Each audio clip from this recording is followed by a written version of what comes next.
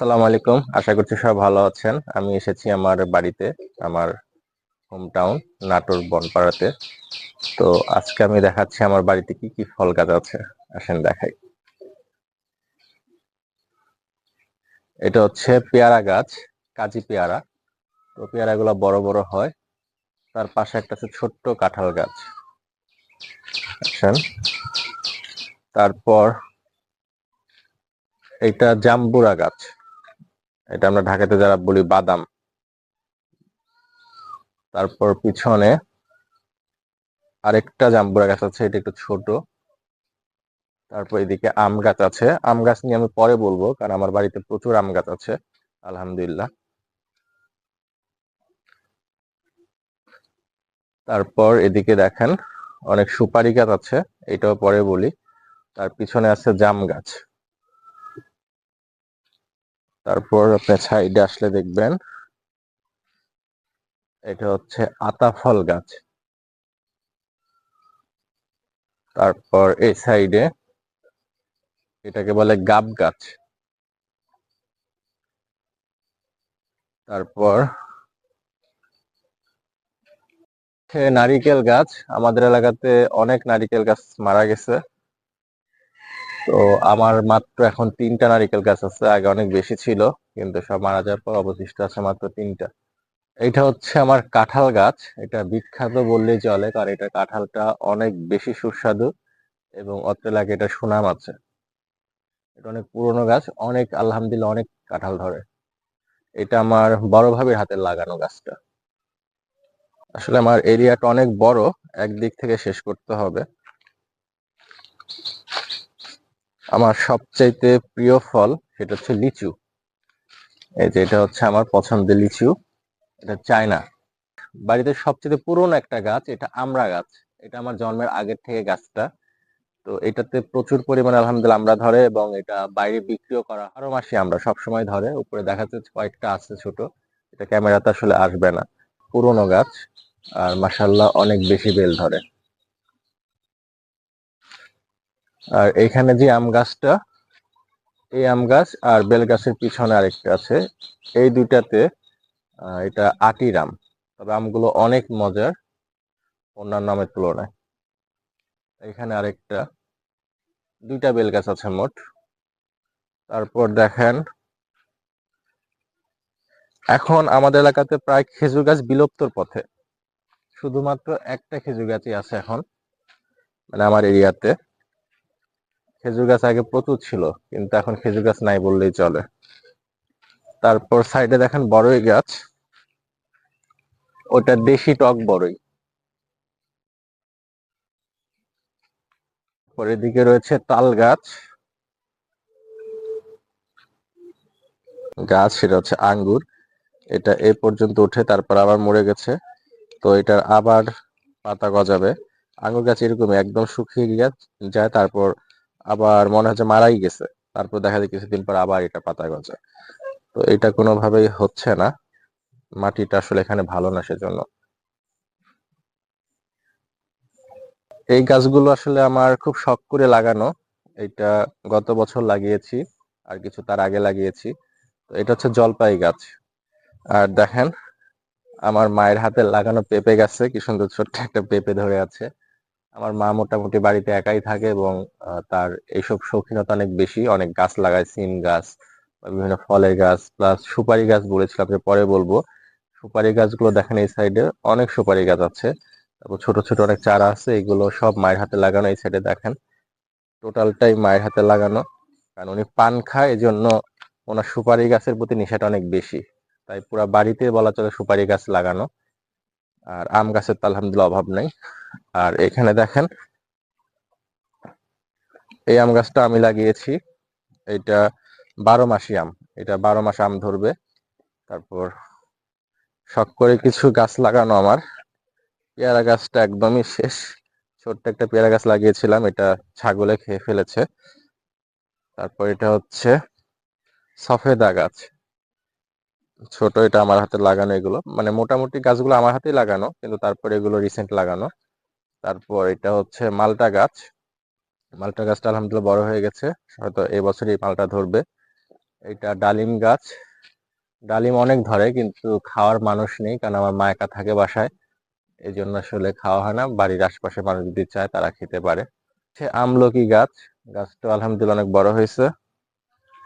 তারপর এটা কামরাংরা গাছ।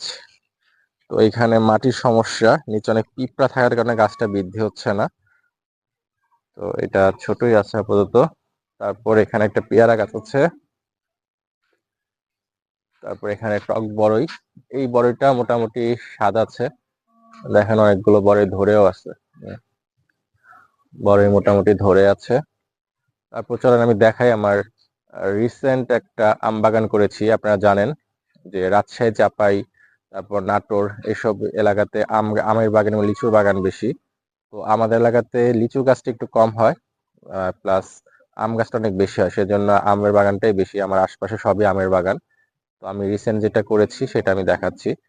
আর আমার মা আবার সেই আম বাগানের মধ্যে কিছু ফসল করেছে, সেগুলো দেখাচ্ছি কি কি ফসল করেছে। তো দেখাই আমার আম বাগানটা।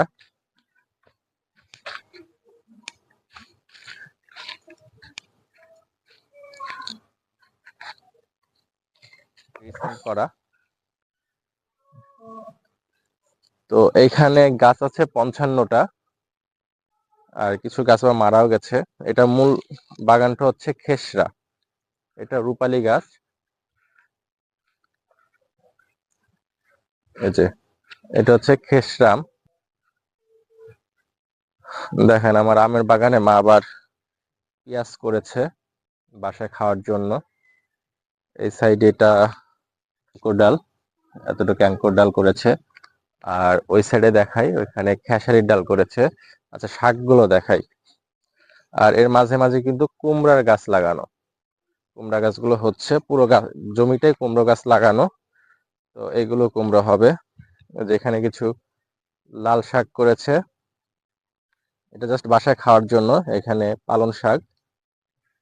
আর এই যে দেখেন এদিকে জায়গায় জায়গায় কুমড়া গাছ লাগানো।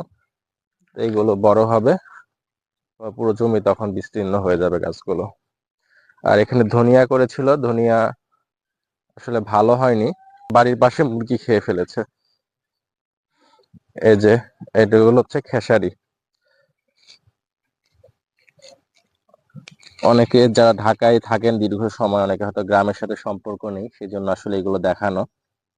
এগুলো হচ্ছে খেসারি। খেসারি ফুল হয়েছে, এরপর ফল হবে। আর দেখেন আমার নতুন ছোট্ট গাছগুলোতে কি সুন্দর মুকুল এসেছে আলহামদুলিল্লাহ। কিছুদিন পরে আমের কড়ি হবে। তারপর এখন সামনে যেহেতু আমের সিজন, মোটামুটি আমার সবগুলো গাছেই মুকুল এসেছে।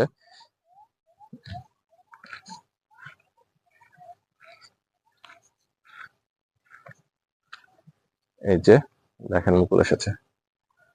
আচ্ছা, আমি যেটা বলছিলাম এই হচ্ছে এই সাইড দিয়ে দেখছেন যে অনেক আম গাছ, পুকুর পাড় দিয়ে সহ, প্লাস আমার বাড়ির এরিয়াতে, মানে পুরোটাই বাগান বাড়ি টাইপের, এবং বাগান বাড়ি আলহামদুলিল্লাহ। তো যেটা বলছিলাম যে আম গাছ নিয়ে পরে কথা বলবো, এখানে আমার অনেক রকমের আম গাছ আছে। তার মধ্যে আমি যদি বলি, আমরুপালিটা আমার সবচেয়ে পছন্দের আম। এটা খেতে অনেক বেশি সুস্বাদু।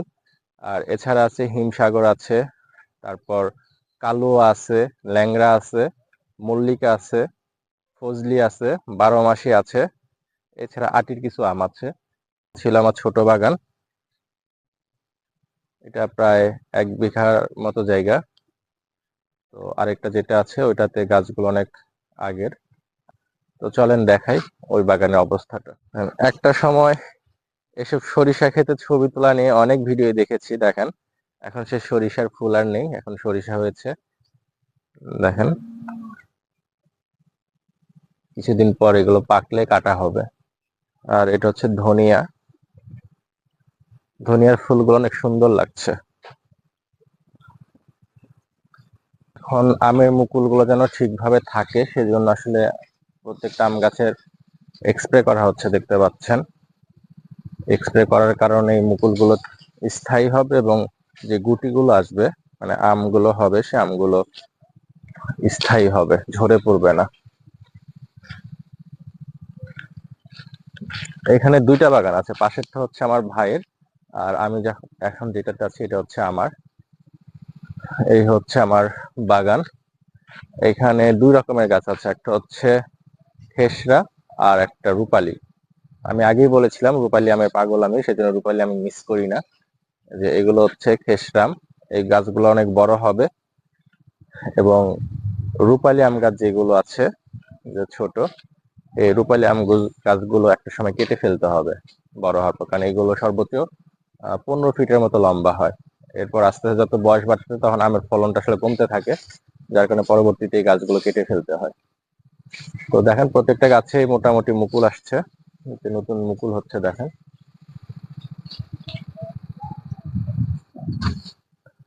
যে মুকুল এসেছে এগুলোতে। তো এই হচ্ছে আমার বাগান।